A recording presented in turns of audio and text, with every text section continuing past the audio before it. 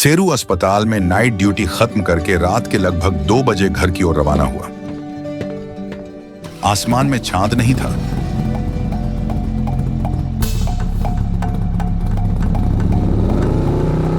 सिर्फ घने काले बादल। सड़क पर रोशनी कम थी, सिर्फ कभी कभी लैंप पोस्ट की पीली रोशनी झिलमिला रही थी। सेरू अपनी मोटरसाइकिल लेकर अकेले सड़क पर आगे बढ़ रहा था। अचानक मोटरसाइकिल का इंजन कैंप पे और रुक गया।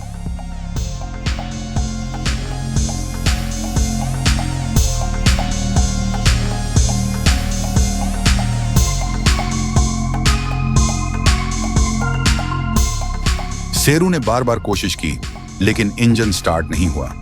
आसपास कोई नहीं था, सिर्फ एक लैंप पोस्ट की रोशनी उस पर पड़ रही थी।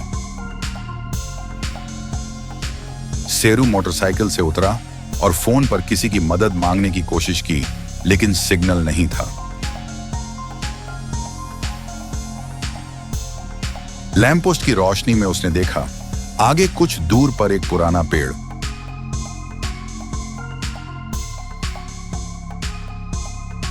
पेड़ के नीचे एक सफेद कपड़े वाली लड़की खड़ी थी।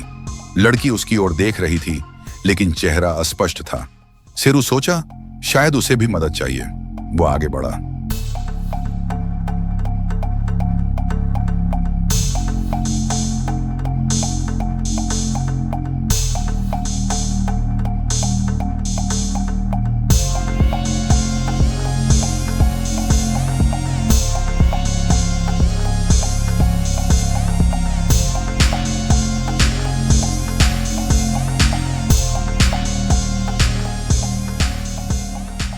क्या आप ठीक हैं? सेरू ने पूछा। लड़की ने कोई जवाब नहीं दिया, सिर्फ हाथ से पीछे की ओर इशारा किया।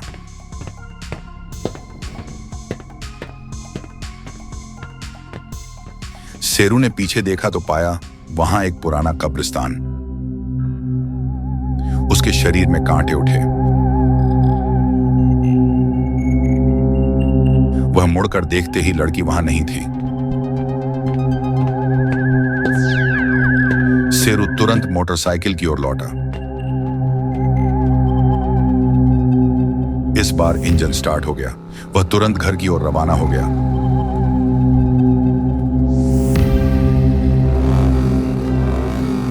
लेकिन रास्ते में फिर से वही लैंप पोस्ट, फिर से वही पेड़। इस बार पेड़ के नीचे सिर्फ सफेद कपड़ा पड़ा था।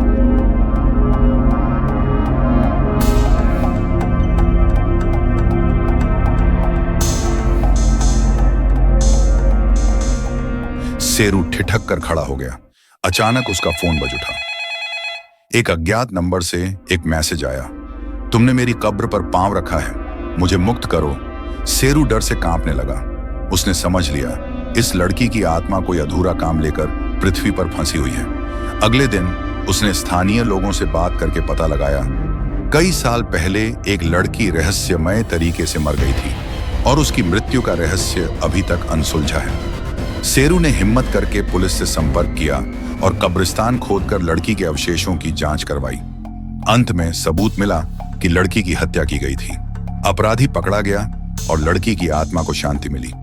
तब से उस लैंप पोस्ट के नीचे कभी कोई अजीब घटना नहीं हुई। सेरू ने समझ लिया, भूत प्रेत नहीं, बल्कि न्याय न मिलने का दुख ही आत्माओं को इस पृथ्वी पर फंसाए रखता है।